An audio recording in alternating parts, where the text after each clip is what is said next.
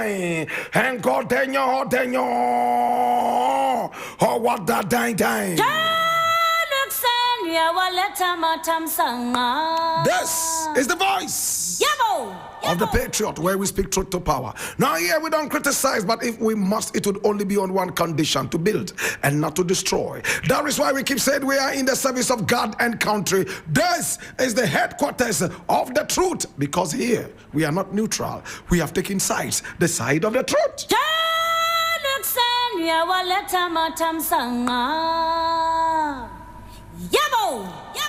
And today we have a number of issues we need to look at. And the very first issue I want to look at is taken from Ghana Web, and it says Gifty Oware set to become GFA's second vice president following Congress approval. And I read: Executive Council member of the Ghana Football Association GFA, Gifty Oware Mensah, is set to assume the role of second vice president after Congress voted to approve the proposal. Now, in a move aimed at strengthening gender representation in football governance, FIFA approved a proposal to promote the women's representative on the GFA Executive Council in the position of second vice president, the third highest office in the association. Now, this marks a historic step in Ghanaian football, ensuring that a woman holds a senior leadership position with real influence over decision making in the football ecosystem. Now, the change aligns with FIFA's directive that every confederation must have at least one female representative at the executive level, and reflects a broader push to promote inclusively and equity in inclusivity, I beg your pardon, and equity in global football administration. Now, those who advocated for this initiative believe the role will empower the women's game in Ghana, providing stronger advocacy for resources, grassroots development, and elite competition.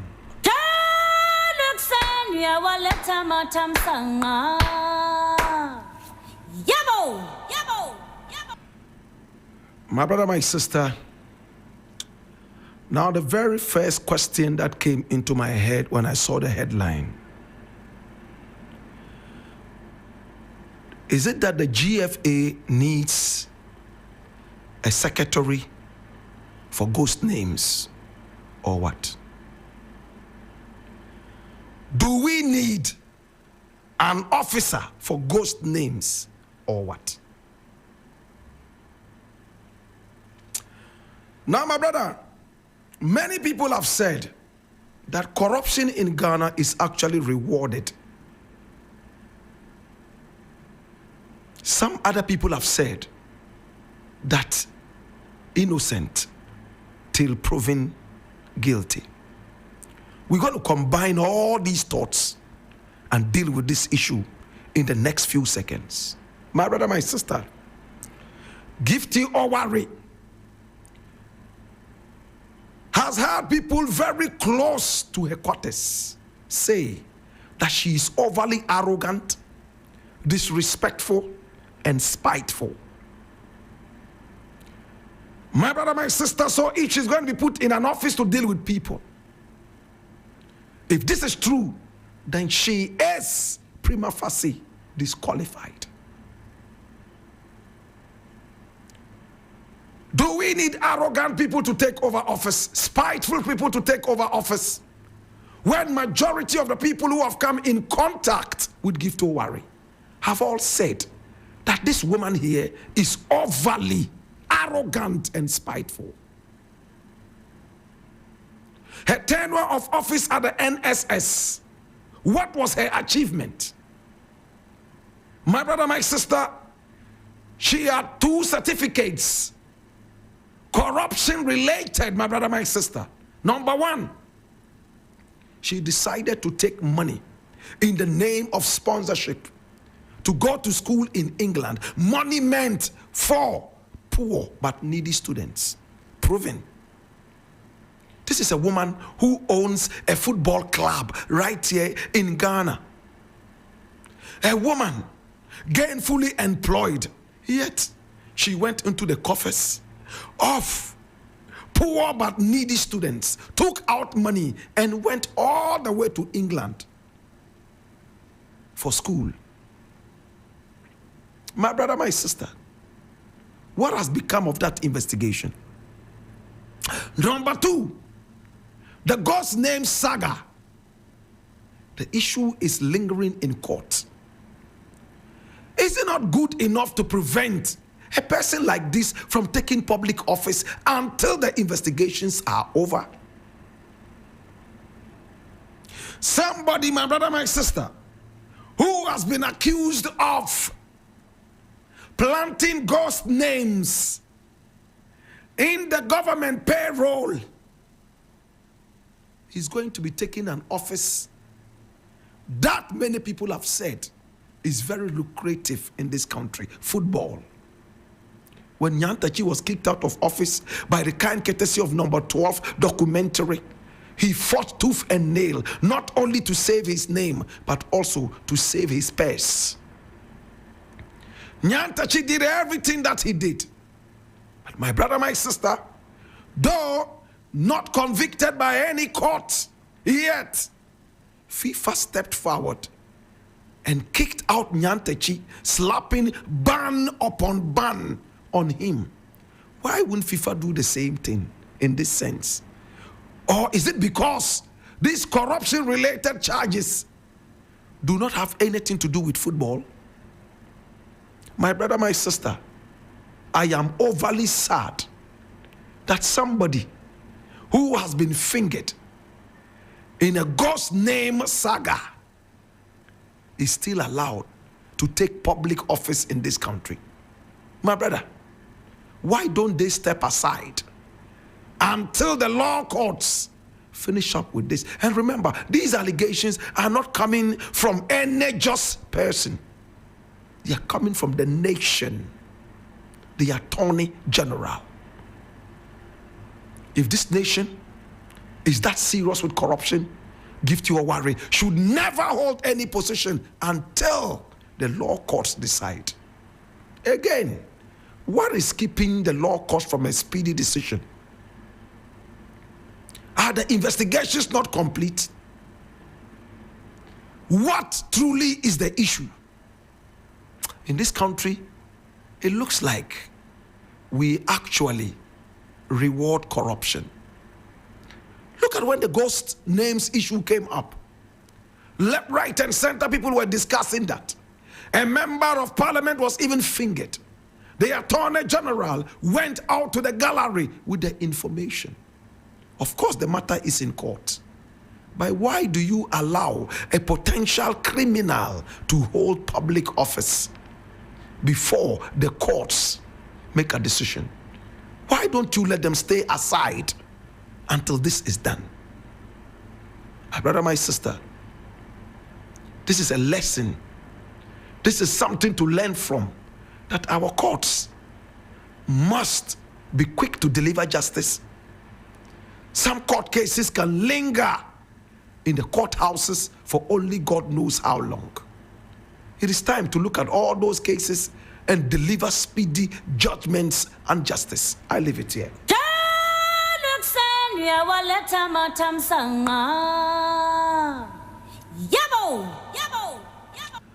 Now the next thing I want to look at is also taken from Ghana Web, and it says helicopter crash.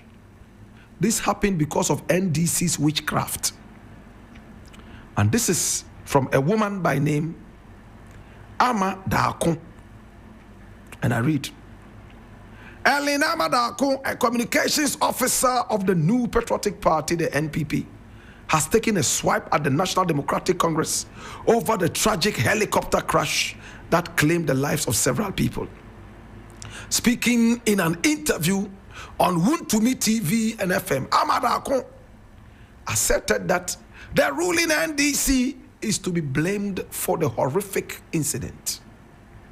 Now, according to her, the incident would not have happened if the NDC, when it was in opposition, had not opposed an attempt by the erstwhile Nana Addo Dankwa Akufo-Addo government to acquire new planes and helicopters for the Ghana Armed Forces. As for you, your witchcraft has made your people die in a plane crash. We are all quiet, but it was because of their witchcraft.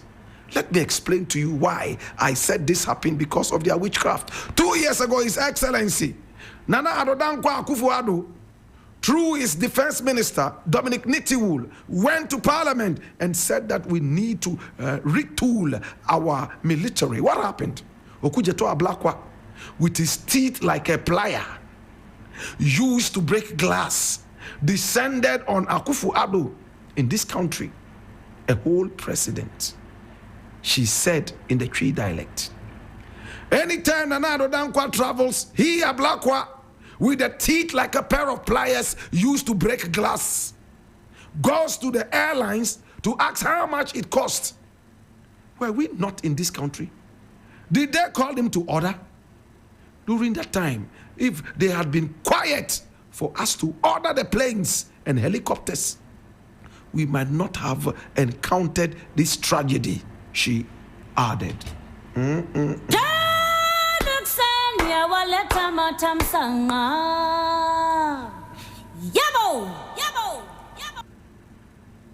It is hilarious, albeit disrespectful, to describe Okujeto Ablakwa's teeth like a pair of pliers used to break glass. Why glass and not stones? Why glass and not any other thing? My brother, my sister, on a more serious note, I want to ask myself, whose wife is Amada Akun? Whose mother is Amada Akun? Whose sister is Amada Akun? Whose aunt, whose niece is Amada Akun? Does she have people decent enough to teach her a lesson in courtesy and common sense? I'm just asking. She's a pretty woman.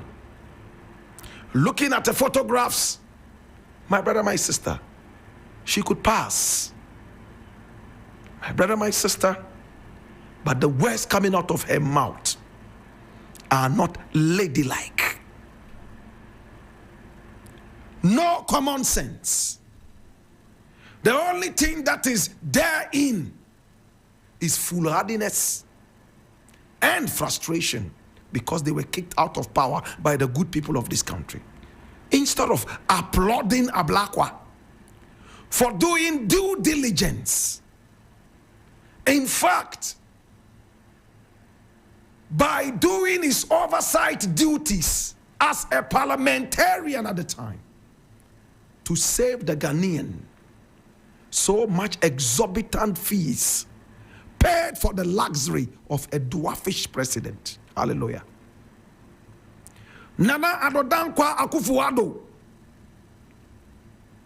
looked like he had just read Gulliver's Travels when he was in power. And he wanted to break the records of Gulliver. My brother, my sister. So he started flying left, right, and center. My brother, if he was even flying economic, better still, economy, Ghanaians wouldn't have complained that much. But he flew chartered flights. The Queen of England even started wetting her pants as if she had a weak bladder. A country that is knocking on the doors of England for loans and for aid. Their president is flying, not first class, chartered flights. As if that was not enough. He needed an aeroplane that had exorbitant showers, state-of-the-art jacuzzis, so that he could push his short body into any of those jacuzzis and have a holy bath before coming down to go straight into meetings. As if that was not enough, Nana Akufo-Addo wanted to eat all his childhood fantasies in food in every chartered flight. The flights were not serving dokono and fish. They were not serving bangkun and fetiridechi or fufu and akrantie. No, they were serving pepperoni with gastronomy. They were serving pizzas and foods whose names Ghanaians have never heard. My brother, my sister. And his defense minister, Nitu, was making a case for him to be able to buy an aeroplane that will make him stretch his overly long legs so that he could rest properly before every meeting. It's an insult to the intelligence of our people. Nana Addo Dankwa was rejected by the people of Ghana. They regretted ever voting him into power. And that translated in the total rejection of Bawulaya. My brother, my sister, the arrogance that Nana Akufo-Addo meted out to Ghanaians, never again. He disintegrated the NPP that will never ever unite again. He insulted chiefs. Let us just center on this aeroplane thing. Nana Addo Dankwa Akufo-Addo was only interested in his own selfish whims and caprices. How many times did Nana Akufo-Addo think about Ghana? He was only interested in his dwarfish self, nothing more. My brother, my sister, today, Ahmad Akun is saying that if we had allowed the president to keep flying exorbitantly, wasting Ghana's money, it would have been good, because by now we would have owned helicopters and planes. Were they able to bring back the Ghana Airways? Why did they not think about the Ghana Airways flight first, but a private jet for the president? What a selfish, dirty president. If you are a true patriot, you should be thinking about the Ghana Airways like Kufuor did, like Kwame Nkrumah did, and wrestled the Ghana Airways from the hands of the British at the time. But no, he wanted a private jet for his long body with a jacuzzi in there, with all the world's best chefs to serve him his delicacies. And today Ahmad Akun says, if we had turned a blind eye to that, by now we would have had a private jet. Who wants a private jet? We want a Ghana Airways plane. Mahama came into power. The first thing I heard him talk about planes.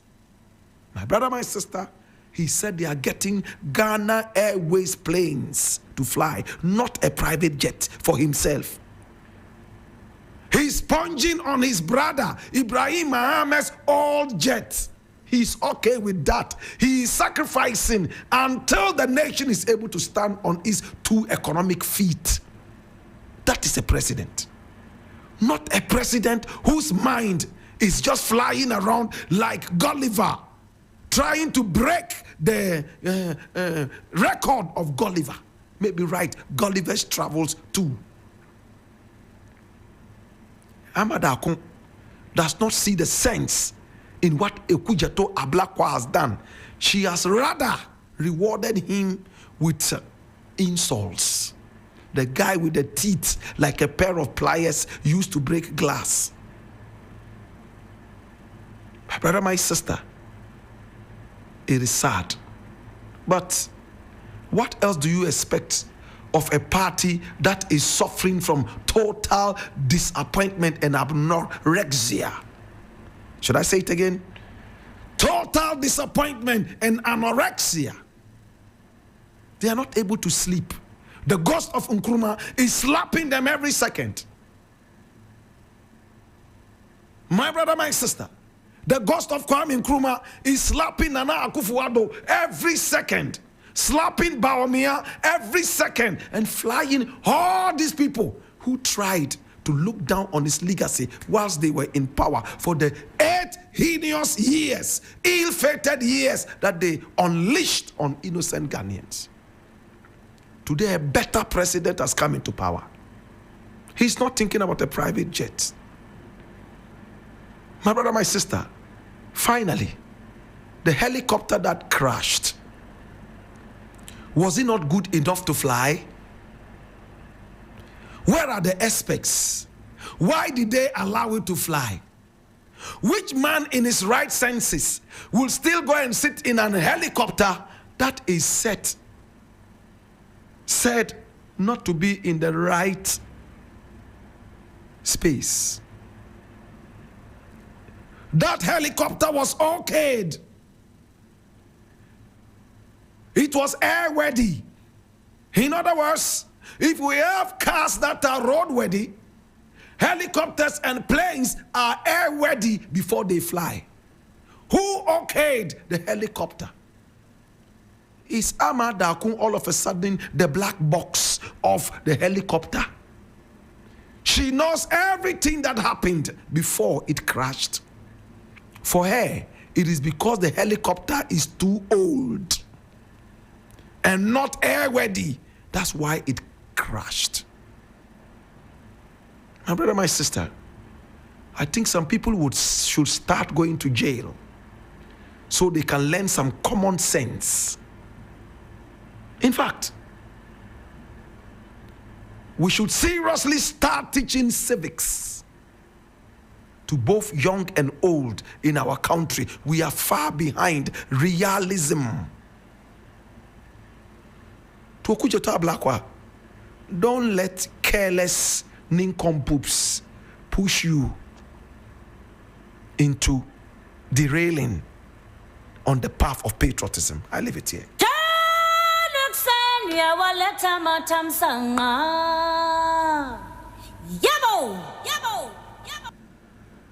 There's something here, my brother, my sister,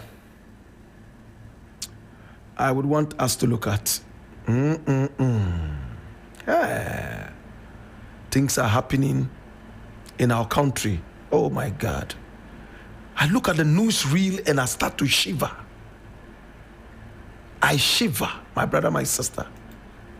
What is happening in our country? What is happening in our country? I hear some radio stations and TV stations have been closed down, one of which is Wontumi, FM, TV, whatever. Is this not long overdue? Disappointed, desperate, and depressed, demonized people find a way of venting their spleen irresponsibly using Wuntumi's networks. That radio station should have had its name changed to Galamsey FM. Galamsey FM and TV.